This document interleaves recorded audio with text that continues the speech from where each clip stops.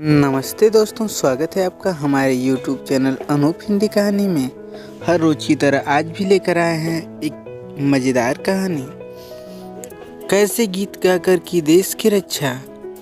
इस कहानी को ज़रूर पढ़ें और जानें महाराणा प्रताप के जीवन से जुड़ी एक कहानी जो हमें सिखाती है कि क्या होती है देशभक्ति और कैसे निभाई जाती है देशभक्ति। यह एक संदेश भक्ति की कहानी है जिसकी शिक्षा हमें बताती है कि आज के वक्त में क्या होना चाहिए। देशभक्ति जरूर पढ़ें और जानें अपने कर्तव्यों को। कैसे गीत गाकर की देश की रक्षा।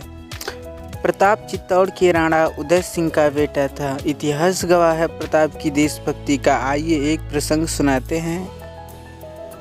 प्रताप राणा के बेटे थे। इन्हें गाने बजाने को बहुत शौक था। यूं तो वो सदैव देशभक्ति गीत ही लय में रहते थे, लेकिन फिर भी लोग उन्हें कहते थे, तुम एक राजपूत घराने के भविष्य के राणा हो, यह क्या शौक लिए हुए हो। गाना बजाना तो चरणों का काम है, तुम तबले या ढोल की नहीं, तलवार और बर्छी की ताल सिखाना चाहिए। इस पर प्रताप एक ही बात बोलते थे, देशभक्ति केवल तलवार से ही जाहिर नहीं होती, और मेरा यह कथन है कि सिद्ध करके बताऊंगा। उन दिनों चित्तौड़ सबसे शक्तिशाली राष्ट्र था, जिसका लोहा सभी मानते थे और मुगल भी एकमात्र चित्तौड़ को चुनौती मानते थे और हमेशा उस पर फतेह के लिए हमला करते थे। एक बार मुगलों ने चित्तौड़ पर हमला किया।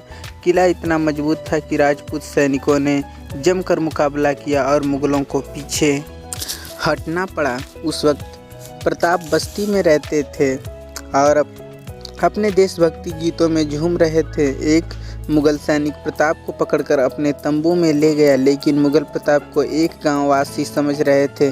प्रताप की आवाज़ बहुत सुरीली थी, इसलिए उन्हें उसे गाने के लिए कहा गया और सभी जमकर बैठ गए।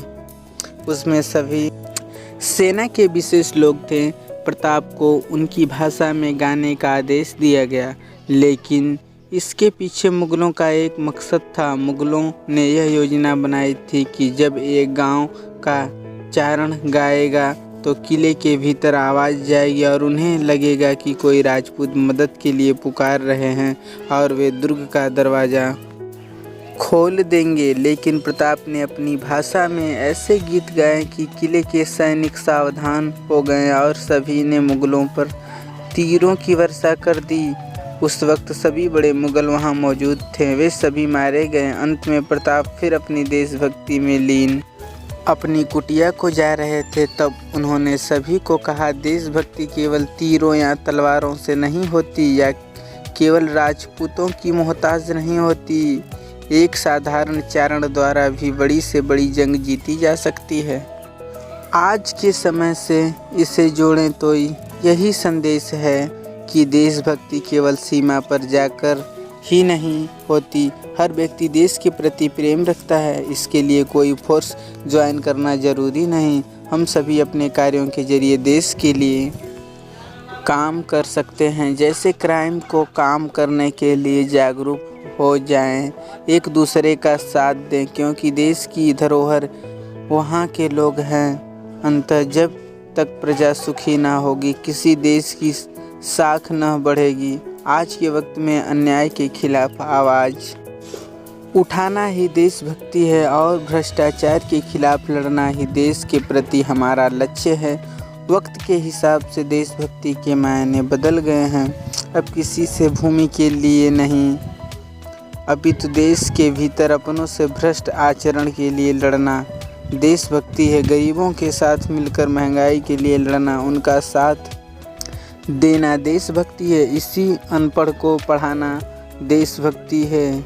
नंगे के तन को ढकना देशभक्ति है। अपने खून के रिश्तों को छोड़कर किसी निसहाय की सेवा देशभक्ति है। अपने राणा प्रताप के बारे में एक कहानी आपसे कही, जिसमें उसने बताया कि देशभक्ति केवल तलवार भाला लेकर लड़ना ही नहीं है, या केवल राजपूतों का ही धर्म नहीं है कि वो देश की रक्षा करे, अपितु अभी को देश की रक्षा का हक भी है और कर्तव्य भी।